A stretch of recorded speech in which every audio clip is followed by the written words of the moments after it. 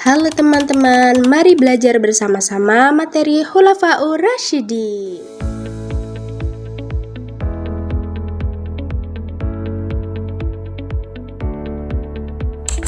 Khalifah yang pertama yaitu Abu Bakar As-Siddiq. Abu Bakar memiliki nama asli yaitu Abdul Ka'bah. Beliau terkenal dengan julukan As-Siddiq, yaitu gelar yang diberikan oleh para sahabat karena sangat mempercayai dan membenarkan Rasulullah dalam segala hal. Abu Bakar diangkat menjadi khalifah berdasarkan musyawarah antara kaum Ansor dan kaum Muhajirin di Saqifah Bani Sa'idah, balai pertemuan di kota Madinah. Abu Bakar menjabat selama 2 tahun, yaitu pada 11-13 Hijriah. Berikut adalah prestasi yang dicapai oleh Abu Bakar As-Siddiq. Prestasi yang pertama yaitu memerangi orang-orang yang mengaku sebagai nabi palsu. Di antaranya yaitu Aswad al-Ansi, Tulaiha bin Khuwailid al-Asadi, Malik bin Nuwairah, dan juga Musailama al-Kadzab. 2. Memerangi suku-suku yang tidak mau membayar zakat, karena perjanjian mereka membayar zakat hanya kepada Nabi Muhammad. 3. Memberantas pemberontakan dari orang-orang yang murtad dan menolak hukum Islam. Prestasi yang selanjutnya yaitu kodifikasi Al-Quran. Sebelum dilakukan pengumpulan, mushaf Al-Quran berserakan di berbagai tempat dan tertulis di berbagai benda, salah satunya di pelepah kurma, bebatuan, dan tulang belulang. Khalifah Abu Bakar melakukan upaya pengumpulan setelah mendapatkan saran dari Umar bin Khattab yang ketika itu beliau menjadi penasihat utama Khalifah Abu Bakar As-Siddiq. Kemudian Abu Bakar menunjuk Zaid bin Tsabit untuk memimpin pengumpulan ayat-ayat Al-Quran. Prestasi yang selanjutnya yaitu perluasan wilayah. Penyebaran Islam sebagai rahmat bagi segenap alam dilakukan dengan upaya pendekatan damai sehingga bukan bentuk dari penjajahan. Hal-hal yang ditekankan oleh Khalifah Abu Bakar kepada para dai yaitu mengajak untuk memeluk Islam sehingga mendapatkan perlindungan jiwa serta hartanya. Khalifah yang kedua yaitu Umar bin Khattab.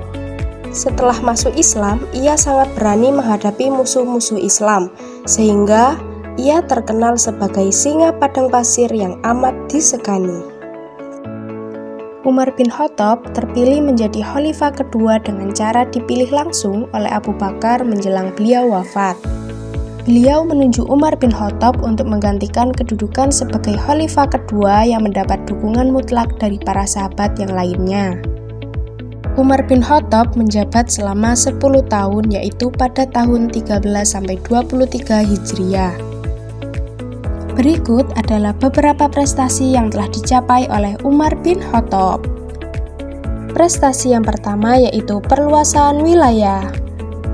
Meski Abu Bakar telah melakukan perluasan wilayah Islam, tetapi para pakar sejarah menyimpulkan bahwa kejayaan Islam yang sebenarnya adalah pada masa pemerintahan Khalifah Umar bin Khattab.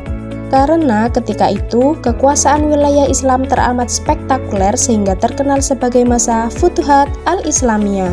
Daerah kekuasaan Islam melebar hingga Suriah, Persia, dan Mesir. Prestasi yang kedua yaitu menata administrasi dan keuangan pemerintah. Umar melakukan penataan bidang administrasi dan keuangan dengan membentuk Baitul Mal yang khusus mengurus keuangan dan kekayaan negara, meliputi pemerintah pusat dan provinsi-provinsi. Dalam hal pengelolaan Baitul Mal, Khalifah Umar bin Khattab menganggarkan untuk kesejahteraan rakyatnya dalam bentuk santunan kepada mereka yang disesuaikan dengan lamanya masuk Islam. Dengan demikian, seluruh rakyat di seluruh negeri merasakan keadilan dan kemakmuran.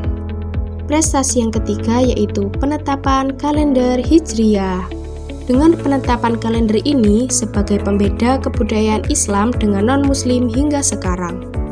Khalifah Umar bin Khattab memilih permulaan tahun itu didasarkan pada peristiwa hijrah Nabi Muhammad dari Mekah ke Madinah. Alasan rasional yang dimaksud adalah bahwa hijrah merupakan awal bagi keberhasilan dakwah Islam dan sekaligus sebagai penanda perbedaan antara dua periode dakwah Islam, yaitu periode Mekah yang terjadi ketika sebelum Nabi Muhammad melakukan hijrah dan periode Madinah yang terjadi setelah beliau hijrah ke Madinah. Khalifah Umar bin Khattab wafat pada usia 63 tahun setelah memerintah selama 10 tahun 6 bulan. Beliau wafat oleh tikaman pedang Abu Lu'lu'ah saat menjadi imam sholat subuh. Menjelang wafat, Khalifah Umar bin Khattab membentuk sebuah dewan yang membahas pengganti beliau. Anggota dewan tersebut terdiri dari 6 orang yang mempunyai kekuasaan tinggi di kalangan umat Islam kala itu. Khalifah yang ketiga yaitu Utsman bin Affan. Utsman termasuk salah satu as-sabiqunal awwalun, yaitu orang-orang yang pertama masuk Islam pada awal kenabian Nabi Muhammad. Beliau masuk Islam setelah mendengar kabar kebenaran Islam dari Abu Bakar. Utsman menjabat selama 12 tahun, yaitu pada 23-35 Hijriah. Berikut adalah beberapa prestasi yang telah dicapai oleh Utsman bin Affan. Yang pertama ada kodifikasi Al-Quran. Pada masa Khalifah Utsman, dilakukan penyempurnaan kodifikasi Al-Quran dan menyatukan perbedaan dalam pelafalan. Beliau membentuk tim terdiri dari Zaid bin Tsabit sebagai ketua, Abdullah bin Zubair, Sa'ad bin As, dan Abdurrahman bin Haris. Tim tersebut diberi tugas untuk menyalin naskah yang asli dengan dial Quraisy dan menyeragamkan susunan surah-surahnya. Karya besarnya yang sangat bermanfaat bagi umat Islam ini dinamakan Mushaf Utsmani. Prestasi yang kedua yaitu renovasi Masjid Nabawi. Pembangunan masjid dilakukan oleh Umar bin Khattab. Kemudian pada masa Utsman direnovasi, meliputi perluasan masjid dan keindahan corak sesuai kebudayaan Islam saat itu. Prestasi yang selanjutnya yaitu pembentukan Angkatan Laut. Sebagaimana diketahui, ketika Utsman bin Affan menjabat, daerah kekuasaan Islam merambah hingga Afrika, Siprus, dan Konstantinopel. Daerah-daerah tersebut dikelilingi oleh lautan yang luas. Maka, atas dasar usul Muawiyah bin Abu Sufyan, Khalifah Utsman bin Affan membentuk Angkatan Laut yang kuat. Kelak, dengan kekuatan Angkatan Laut tersebut, sangat berperan dalam dakwah dan perkembangan Islam di seluruh dunia. Prestasi yang terakhir yaitu perluasan wilayah. Perluasan wilayah pada masa Utsman bin Affan semakin dioptimalkan. Hal ini terbukti dengan keberhasilan pasukan kaum muslimin menundukkan Azerbaijan dan Armenia. Maka hal ini menjadi angin segar bagi para penduduk karena mereka telah lama menderita berada dalam cengkeraman pemerintahan Romawi. Khalifah Utsman syahid pada usia 82 tahun dibunuh oleh para pemberontak saat sedang membaca Al-Quran di rumahnya. Khalifah yang keempat yaitu Ali bin Abi Thalib. Ali merupakan anak dari paman Nabi Muhammad, Abu Thalib. Ali juga merupakan salah satu orang yang pertama kali masuk Islam. Setelah wafatnya Khalifah Utsman, kaum muslimin kesulitan mengangkat khalifah pengganti. Beberapa kalangan mengusulkan kekosongan pemimpin itu segera diisi dengan mengangkat Ali sebagai khalifah. Tetapi usulan ditolak sebagian kaum muslimin terutama Muawiyah bin Abu Sufyan. Mereka menuntut pembunuh Utsman ditemukan dan dihukum terlebih dahulu sebelum membahas pergantian kekuasaan. Perbedaan pendapat tersebut memicu perpecahan umat Islam. Bahkan, setelah Ali bin Abi Thalib ditetapkan menjadi khalifah, ada beberapa pihak yang tetap tidak mau mengakui kekhalifahan Ali. Pada masa Khalifah Ali, Islam terpecah menjadi 3 kelompok. 1. Kelompok pengikut Muawiyah bin Abu Sufyan. 2. Kelompok pengikut Khalifah Ali bin Abi Thalib. 3. Kelompok Khawarij atau golongan yang keluar dari golongan Ali bin Abi Thalib. Ali bin Abi Thalib menjabat selama 5 tahun, yaitu pada 35-40 Hijriah. Berikut adalah beberapa prestasi yang telah dicapai oleh Ali bin Abi Thalib. 1. Mengganti pejabat yang kurang cakap. Ali bin Abi Thalib adalah pencetus pembentukan pemerintahan yang efektif dan efisien. Salah satunya yaitu mengganti para pejabat yang kurang cakap. Kebanyakan pejabat yang diganti adalah mereka yang berasal dari keluarga Utsman bin Affan atau Bani Umayyah.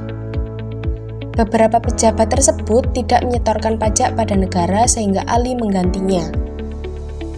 Prestasi yang kedua yaitu membenahi keuangan negara atau Baitul Mal. Langkah awal pembenahan keuangan negara yaitu dengan menyita harta hasil korupsi dan memecat para pejabat yang telah korupsi. Prestasi yang ketiga yaitu memajukan bidang ilmu bahasa. Salah satu jasa Ali adalah menyempurnakan tulisan Al-Quran dengan memberi tanda titik dan harokat. Ali menunjuk ahli tata bahasa yaitu Abu Aswad Ad-Du'ali agar merumuskan pokok pengembangan bahasa Arab terutama ilmu nahwu. Prestasi yang keempat yaitu bidang pembangunan. Bidang pembangunan sangat digalakkan pada pemerintahan Ali bin Abi Thalib, terutama kota Kufah untuk menjadi kota pusat kebudayaan Islam, yaitu pusat ilmu tafsir, ilmu hadis, ilmu nahwu, dan ilmu pengetahuan lainnya. Khalifah Ali bin Abi Thalib wafat di usia 63 tahun. Beliau dibunuh oleh Abdurrahman bin Muljam, seseorang dari golongan Khawarij. Khalifah Ali dibunuh saat mengimami sholat subuh di Masjid Kufah.